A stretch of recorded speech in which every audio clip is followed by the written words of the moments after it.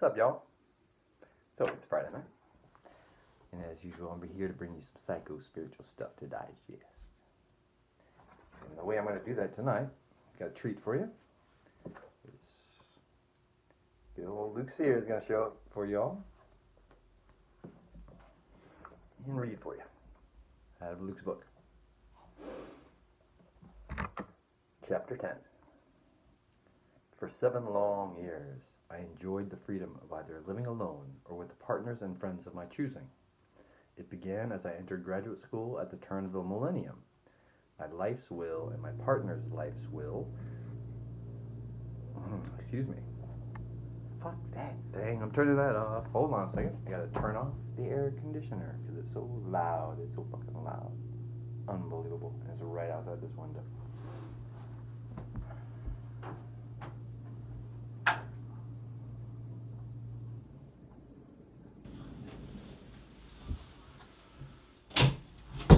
Man, that pisses me off. Coming on at the most inopportune time. I actually tried to get you guys no possibility of the computer turning on during my video because it happened last time. So I made sure that it wouldn't happen again. Did a hard shutdown. Bam!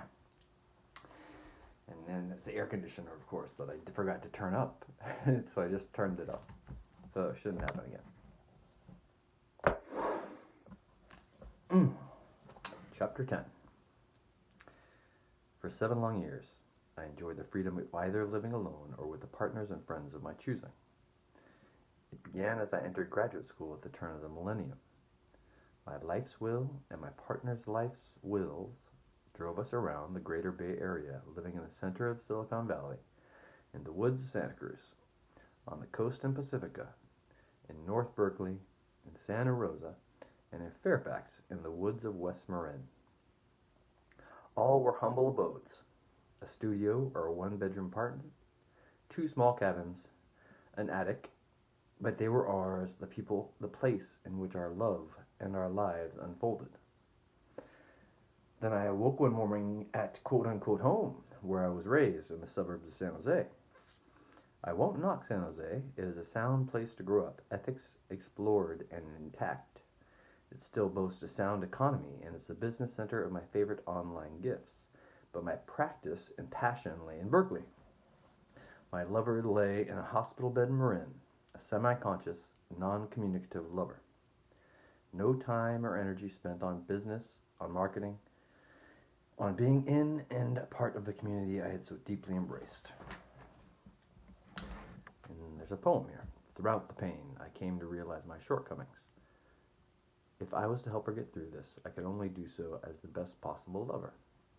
I dipped deeply into my own soul and ladled away the sin and dross. I found an attachment to sex, a pleasure that could not be met by a supine, hospital-bound goddess, and a sin that needed eradicating. I found the Bhagavad Gita. I found that the heart has no pressures, no demands. It alone embraces all without attachments, without need. With the greatest patience and grace, the heart is beset by all things and simply says, okay, I can handle that, one at a time, one moment at a time. And so I relinquished all that prevented me from being a true source of support for her. Now I have a video that I produced. It says, the following video entitled, Pointing at Conventional Non-Dual Thinking, may well have been named Loving Will. It was produced on the 29th of September 2008. Hello. So I had a nice moment there just a second ago. I want to talk about that. I want to talk about the will to love. Now that is a nice duality, the will and love. But it can easily be resolved with statements such as quote unquote the will to love or quote unquote loving will.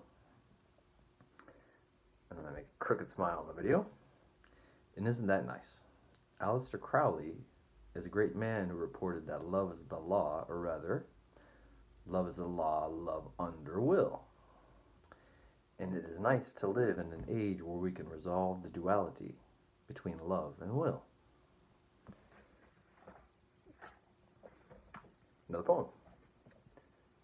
Angela, surrounded by fae, brilliant, radiant, the face of an angel, eyes that shine as Venus, shining from within your entire soul, the purest white effulgence, golden, cyan, lovely rose streaks through your form. You are living peace, and those that surround you dance and revere you.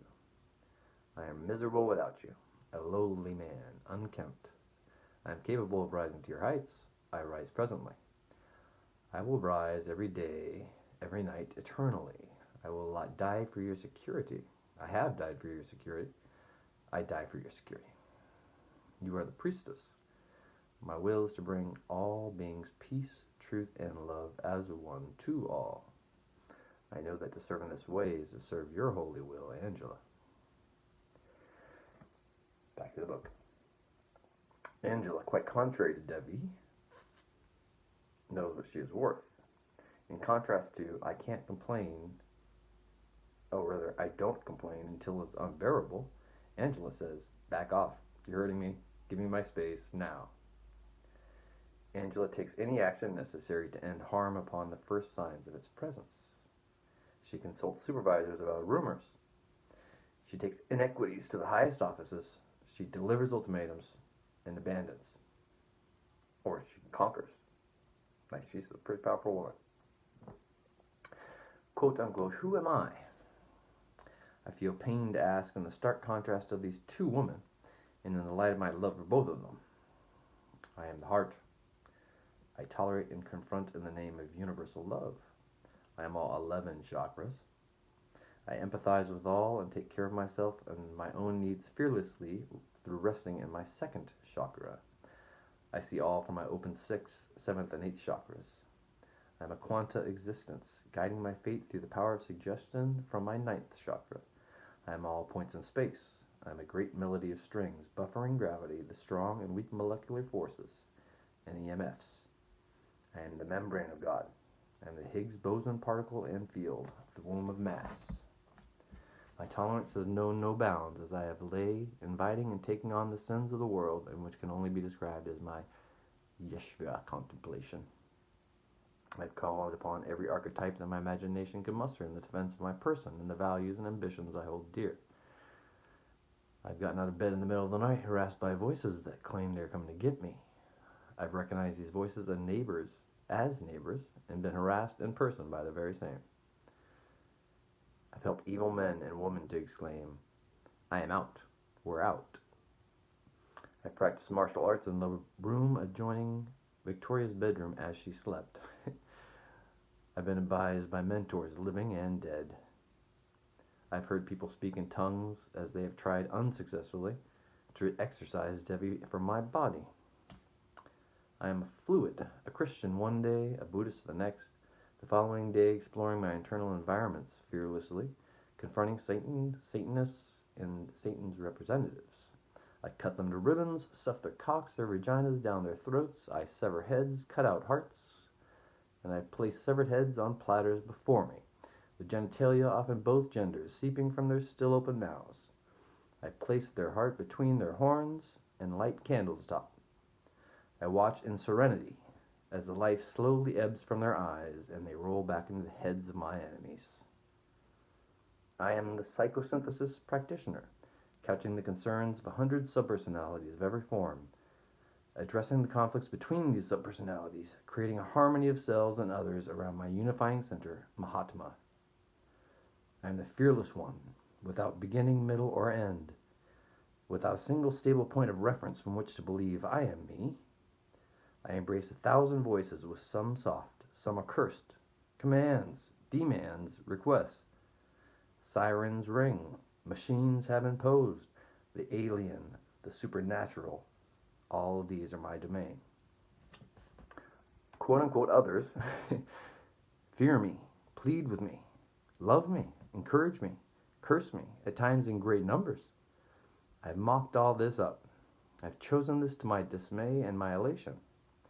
I fall back under the words of Barnum, despite my relinquish of the pursuit of power at anyone's expense.